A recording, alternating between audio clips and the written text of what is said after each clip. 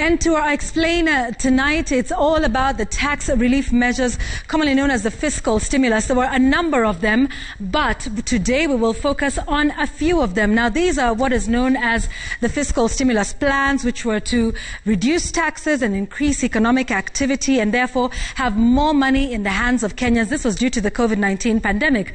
Now, here are the ones we want to focus on for today, the ones that have greater significance to a number. So pay that was reduced from 30% to 25%.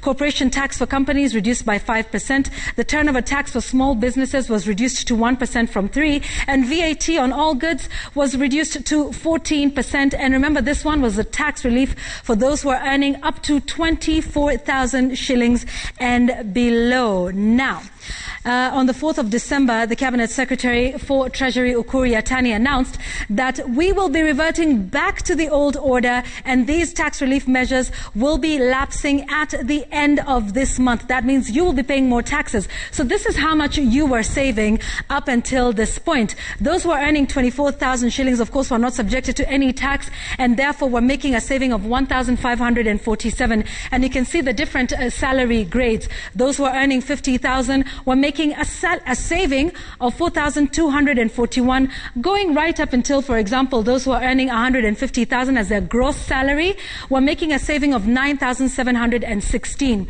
Now, this goes on. I mean, I did up until 350,000, but it goes all the way up until those who earn 1 million shillings in this country. So this is what it means if Cabinet Secretary Ukur Yatani says we're going to be reverting back to the taxation that was there before COVID. This means you will now get an additional deduction of 4,241 if you earn 50,000, of 5,979 if you're earning up to 75,000 shillings. There's only one caveat though, and this was a recommendation by the President, that those who earn 24,000 and below continue to make this. So for them, there will be reprieve. Okay, so they will be having an extra 4,240 shillings or thereabouts. So, why is Cabinet Ukur Yatani saying we should go back to the old regime? Because this is costing the government. According to data from Treasury, they say those tax relief measures, of course, come at a price, government's price, of 172 billion shillings. Now, another reason, of course, that they are doing that is because this is something that's coming at the cost to government. It means government is making less money. But remember also there's been decreased economic activity due to the economic restrictions that were put in place to try and prevent the spread of COVID-19. But also important to note that there is some pressure from the IMF that is saying that the tax relief measures are compromising the government's ability to respond to emergencies as well as to complete the development projects that they had set out, roads, infrastructure, schools and other social amenities. So there is some pressure. In fact, what we do know is that the government in the first few months of the tax relief lost up to 65 billion shillings. But of course, this means more pain for you and I and everybody who is salaried, including those who run businesses, both big corporates and the small businesses as well. And so there is now some pushback to this. Here is Okoa Uchumi. It's a coalition that concerns itself with redressing the issue, or rather addressing the issue of the public debt in the country and seeking political and constitutional accountability. They are against reverting to this old taxation order.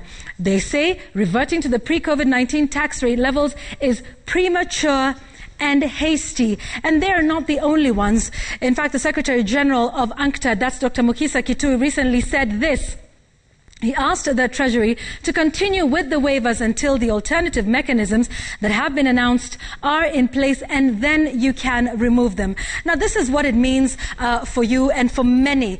So many businesses are still in the recovery phase, not yet there. In fact, there was a survey that was done by KEPSA of its members, with a big percentage of the businesses saying, in fact, for them, they do not see any recovery at all.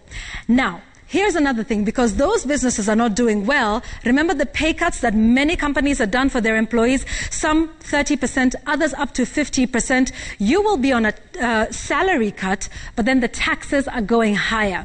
Furthermore, remember, it's back to school on the 4th of January, when many parents are expected to spend quite a bit more in taking their children back to school. Basically, the bottom line argument is that the economy is yet to recover. Treasury is saying there is pain for them and that they need this money, falling short of their revenue targets. Which way?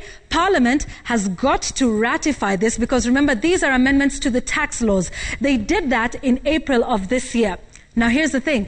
Parliament is in recess for 2 months on a Christmas break that was effective on the 4th of December. So what happens in January? Many still yet to see. In fact, the Okoa Uchumi Coalition also saying that there needs to be public participation, and they need to hear this, and that Ukur Yatani cannot have these tax relief measures lapsing before Parliament passes those amendments to the tax laws and before public participation. So what happens? Yet to find out. But it's just some food for thought. As you do your holiday spending, be careful. There could be more pain for you with the taxes come January the 1st. That's our explainer tonight.